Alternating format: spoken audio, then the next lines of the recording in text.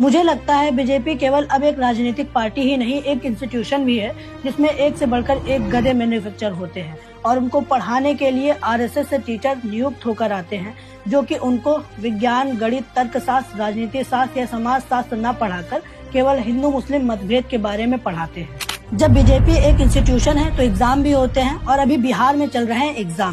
अलीनगर की सीट पर बैठी है मैथिली ठाकुर और आज मैथिली ठाकुर का वाइवा है। एग्जामिनर ने मैथिली ठाकुर से हिंदू मुस्लिम से हटके बिहार के विकास के ब्लूप्रिंट के बारे में पूछ लिया है। जैसा कि मैथिली ठाकुर के लिए ये एक आउट ऑफ सिलेबस सवाल है तो उनके सामने दो ऑप्शन है। पहला ये कि वो इस सवाल को स्किप ही कर दे और दूसरा ये कि कोई उल्टा सीधा जवाब दे दे। जैसा कि मैथिली ठाकुर ने अपने सीनियर्स को गोरखपुर की तुलना स्पेन से करते हुए देखा है और डांट खाते हुए भी देखा है, तो मैथिली ठाकुर ने इस सवाल को स्किप करना ही सही समझा और कहा कि कैमरे के सामने ब्लूप्रिंट कैसे दिखा दे, ये तो निजी चीज होती है ना। ब्लूप्रिंट क्या है? ब्लूप्रिंट में आपको कैमरे पे अभी कैसे बताऊँ, ये तो बहुत ही निजी चीज है और मैं इस पे प्लान कर रही हूँ पूरा। ये तो पॉलिसी की बात है ना कि आप what do you have to offer to your. Manifesto already हर एक चीज हर एक जगह पब्लिश्ड है।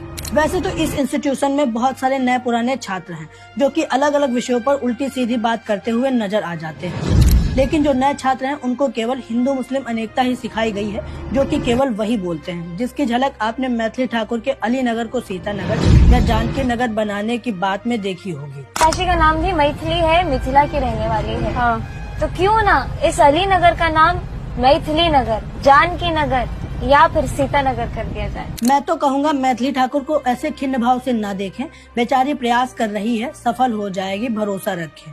ये मात्र एक ऐसा इंस्टीट्यूशन है जिसमें पुराने छात्र प्रोफेसर बन चुके हैं, लेकिन उनका भी क्या ही किया जा सकता है जब उनकी डिग्री ही फर्जी निकल गई।